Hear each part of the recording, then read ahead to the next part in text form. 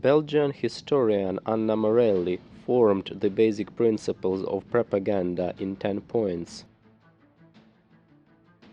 We do not want war, we are only defending ourselves. According to Morelli, statesmen of all countries themselves have always solemnly assured that they do not want war. Our enemy bears full responsibility for this war. Morelli puts forward that this principle follows from the fact that each party assures to be compelled to declare war in order to prevent the adversary from destroying our values, endangering our freedom, or destroying us altogether.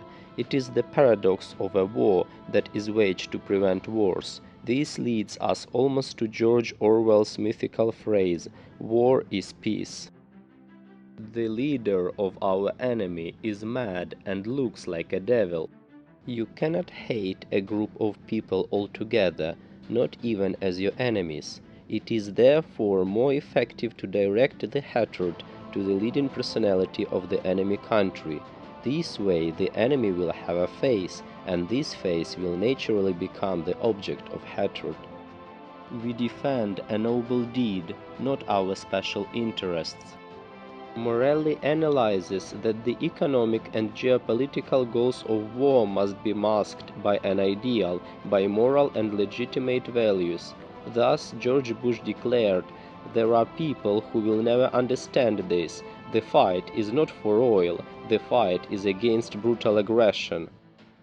The enemy purposefully commits atrocities, but if we make mistakes, it happens without an intention. Morelli maintains that the stories about the atrocities of the enemy are an essential element of propaganda.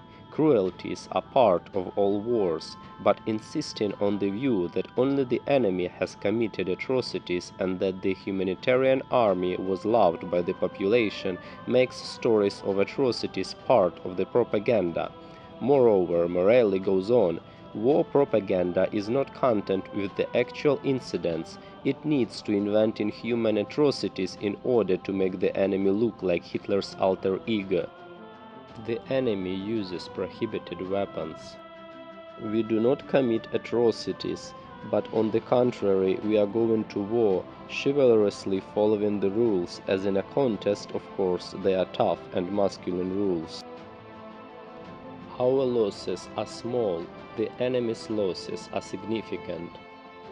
With rare exceptions, people tend to join the victorious cause. In the case of war, the preference of public opinion depends very much on the apparent results of the conflict. If the results are not good, the propaganda must disguise our losses and exaggerate those of the enemy. Our case is supported by recognized intellectuals and artists. Our cause is sacred. One must not escape the will of God, one must fulfill it.